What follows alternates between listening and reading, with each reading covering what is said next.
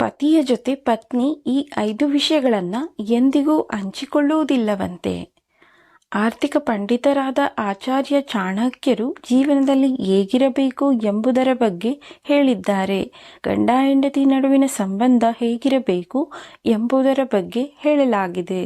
ಆಚಾರ್ಯ ಚಾಣಕ್ಯರು ಸಂಸಾರದಲ್ಲಿ ಅನ್ಯೋನ್ಯತೆ ಹೇಗಿರಬೇಕು, ಒಬ್ಬರ ಸಂತೋಷಕ್ಕೆ ಮತ್ತೊಬ್ಬರು ಹೇಗೆ ನಡೆದುಕೊಳ್ಳಬೇಕು ಎಂದು ಹೇಳಲಾಗಿದೆ.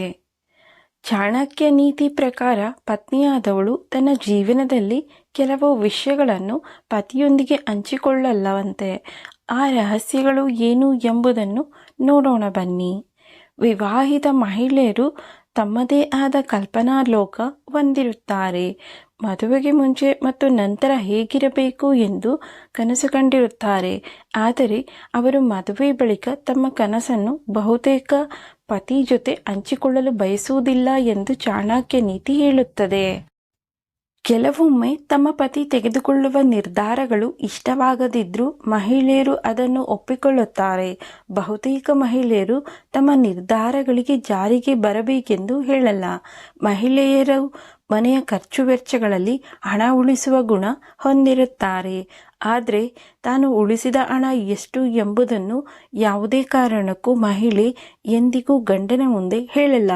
ತುರ್ತು ಸಂದರ್ಭಗಳಲ್ಲಿ ಈ ಹಣ ಬಳಸಲು ಆದ್ಯತೆ ನೀಡುತ್ತಾರೆ. ಮಹಿಳೆಯರು ಪದೇ ಪದೇ ಅನಾರೋಗ್ಯದಿಂದ ಬಳಲುತ್ತಿರುತ್ತಾರೆ. ತನ್ನ ಅನಾರೋಗ್ಯದ ವಿಷಯವನ್ನು ಮಹಿಳೆಯರು ಪತಿಯಿಂದ ಮುಚ್ಚಿಡುತ್ತಾರಂತೆ. ಕುಟುಂಬದ ಸಮಸ್ಯೆಗಳ ಬಗ್ಗೆ ಮಹಿಳೆಯರು ತಮ್ಮ ಅತ್ಯಾಪ್ತ ಅಥವಾ ತವರಿನ ಮನೆಯವರೊಂದಿಗೆ ಹಂಚಿಕೊಳ್ಳುವುದುಂಟು. ಆದರೆ ಈ ಬಗ್ಗೆ ಗಂಡ ಕೇಳಿದರೆ ನಾನು ಯಾರಿಗೂ ಈ ವಿಷಯ ಹೇಳಿಲ್ಲ ಎಂದು ಹೇಳುತ್ತಾರಂತೆ. ಸ್ನೇಹಿತರೆ, ಈ ಮಾಹಿತಿ ನಿಮಗೆ ಇಷ್ಟ ಆಗಿದೆ ದಯವಿಟ್ಟು ನಮ್ಮ ಚಾನಲನ್ನು ಸಬ್ಸ್ಕ್ರೈಬ್ ಮಾಡಿ, ವಿಡಿಯೋಗೆ ಲೈಕ್ ಮಾಡಿ, ಶೇರ್ ಮಾಡಿ, ಸಪೋರ್ಟ್ ಮಾಡಿ. ಮತ್ತೊಂದು ವಿಷಯದೊಂದಿಗೆ ಪುನಃ ಭೇಟಿಯಾಗೋಣ. ಧನ್ಯವಾದಗಳು. ನಮಸ್ಕಾರ.